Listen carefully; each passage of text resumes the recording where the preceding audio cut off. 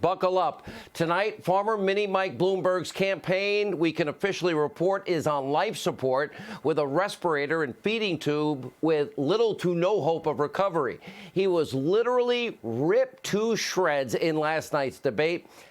I can't really overstate how poorly he performed. The single worst debate performance I have ever witnessed in my lifetime. Frankly, he embarrassed himself and anyone who supports him, but mostly himself, as, well, he's his only really big donor.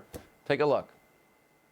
Mr. Bloomberg had policies in New York City of stop and frisk, which went after African-American and Latino people in an outrageous way. That is not a way you're going to grow voter turnout. I'd like to talk about who we're running against. A billionaire who calls women fat broads and horse-faced lesbians. And no, I'm not talking about Donald Trump. I'm talking about Mayor Bloomberg. We need something different than Donald Trump. I don't think you look at Donald Trump and say, we need someone richer in the White House. The mayor says that he has a great record, that he's done these wonderful things. Well, the fact of the matter is he has not managed his city very, very well when he was there. He didn't get a whole lot done. He had stop and frisk, throwing close to 5 million young black men up against the wall. We have a very few non-disclosure agreements. How many is Let me that? finish. How many is that? None of them accuse me of doing anything other than maybe they didn't like the joke I told. That's like a Dana White MMA beatdown. Now, you can buy a lot of things with $500 million. You really can. But you can't buy personality, you can't buy charisma, and apparently you can't even buy good debate preparation.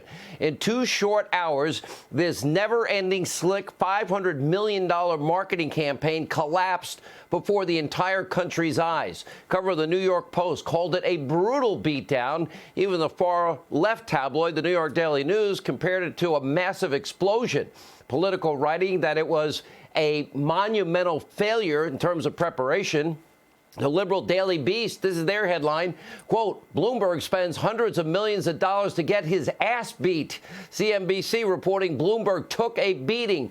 Former Obama official Van Jones compared Bloomberg to the sinking of a Titanic, you know, when it hit the iceberg. Even MSDNC wacko, Mr. Thrill Up His Leg, Obama-gasm Chris Matthews compared him to a prize fighter who couldn't stop bleeding and didn't have any cut man in his corner to stop the bleeding for him. And according to even fake news CNN, quote, it's unanimous, a horrible night for Bloomberg. You get the picture? So the Democrats' plan B is an unmitigated disaster. It imploded last night, and with Biden and Bloomberg's epic implosion, there's no plan C. Last night's debate did prove one thing. The Democratic Party is in a state of complete and utter chaos and a meltdown, and it's only going to get worse. Take a look. We're going to talk about votes in the Senate in Washington. Let's talk about it. Let's talk about a major policy. Next question. Hello. Thank you. Senator Warren and Mayor Bloomberg, this question is for you. I want to talk about, and maybe this is appropriate here. Can I just defend Senator Klobuchar for a minute? This is not right. All right, let's see. You have a devout Soviet-style socialist leading the way, a Wall Street billionaire that thinks anybody can be a farmer, or a Harvard law professor who's been faking her race for 3 decades, a couple of other sociopaths who are hell-bent on fame and glory. It's like a sick, twisted joke. The weakest presidential field, frankly, in the history of American politics. And last night, it was essentially a circular firing squad, all showing their true colors. I couldn't write it any better. Take a look.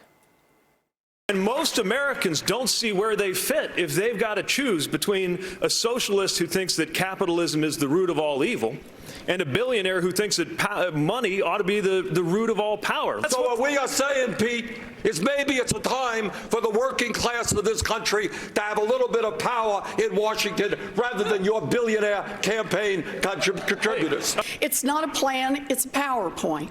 And Amy's plan is even less. It's like a Post-it note. Insert plan here. The only company we can't go after are gun manufacturers because my buddy here, but that's a different issue. And you know what? You have not been in the arena doing that work. You've memorized a bunch of talking points and a bunch of things. ouch, you can see a total bloodbath. But through the shouting, the infighting, and the identity politics, we did learn that these, well, insane people who want to be your next president are actually pretty dumb, and their policies are even more chilling. Take a look. NBC did a poll yesterday. It says Joe Biden is best equipped to beat Donald Trump. That's what your poll said. You're literally in part of the committee that's overseeing these things, and we're not able to speak to literally the first thing about the politics of the country to ourselves. Are you trying to say that I'm dumb, or are you mocking me here, Pete? So maybe just the tax code. Why are you complaining? Who wrote the code?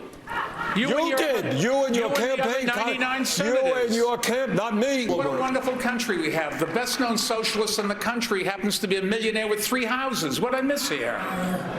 Well, you'll miss that I work in Washington, House 1. That's the first problem. Live in Burlington, House 2. That's good. And like thousands of other Vermonters, I do have a summer camp. Forgive me for that. A los soñadores hay que decir que este país es tu país también. Gracias. Everyone was as perfect. I wish everyone was as perfect as you, Pete. Ah, yes, Bolshevik Bernie Sanders, the Soviet-style socialist millionaire with 3 houses who wants to eliminate all capitalism. Now listen closely, because what I'm about to tell you, well, it should shock you to your core. Bolshevik Bernie Sanders is the Democratic Party's frontrunner. Now, this is what I've been saying. The new radical, extreme Democratic Socialist Party of America. Now, that's the same guy who wants the federal government to, let's see, confiscate your private property, confiscate your private wealth, nationalize our entire energy industry, eventually get off oil and gas completely. That's the lifeblood of the world's economy. Nationalize your healthcare industry. How did Obamacare work out? Put a cap on the amount of money Americans are actually allowed to earn. Dramatically raise taxes on, everyone making over $29,000 a year. That means anybody. The same guy who's heaped praise on almost every single communist dictator around the globe. The same guy who actually, can't make it up, he honeymooned. My first thought, in the former Soviet Union, the communist Soviet Union. And now that whack job, 78-year-old pseudo-communist, well, he could very well be the Democratic nominee. But tonight we can report it seems unlikely that Bolshevik Bernie will get the delegates needed to win the nomination outright, which means this ultimate shift show is going to get much worse. Buckle up. Odds are high. We are headed to a contested convention. Top Democrats are now plotting a way to rip this nomination from Bernie's cold socialist hands. And in fact, at last night's debate, no candidate on stage except for Bolshevik Bernie agreed that the primary winner should go to the candidate with the most votes of the people. They all agree that the process should play out. So superdelegates, in other words, Democratic hierarchy, they have more say at the convention on the second ballot than the people that actually go out and vote and caucus. So that's right. Some of the very same people, by the way, including Elizabeth Warren and Mayor Pete, who want to eliminate the Electoral College, now want a rigged convention. They want to steal the nomination away from Bernie yet again. So buckle up, brace yourselves, because we are only months away from political chaos like we have never witnessed before. This is basically the appetizer. This is just the opening salvo, if you will, a preview of coming attractions. The only question tonight is, will Bolshevik Bernie take this lying down like he did in 2016? Will he and his supporters let the DNC slap him around yet again? Or will Democrats descend into a full-on civil war? I can't predict the future. Make no mistake, none of us should take any election for granted. Stakes are way, way too high for we, the American people. Anything can happen. But last night's debate did have a clear winner, and it was not anyone on that stage. Even Mini Mike, the farmer, Bloomberg, sees the writing is on the wall. Take a look. So how was your night last night? Look, the real winner in the debate last night was Donald Trump. Because I worry that we may very well be on the way to nominating somebody who cannot win in November. And if we choose a candidate who appeals to a small base like Senator Sanders, it will be a fatal error. Well, Farmer Mike may be right. Democrats are now limping into Nevada, then South Carolina, right around the corner at Super Tuesday. This is going to get bloodier and uglier real fast. And with the Republicans clearly all united around President Trump, his campaign has never been stronger.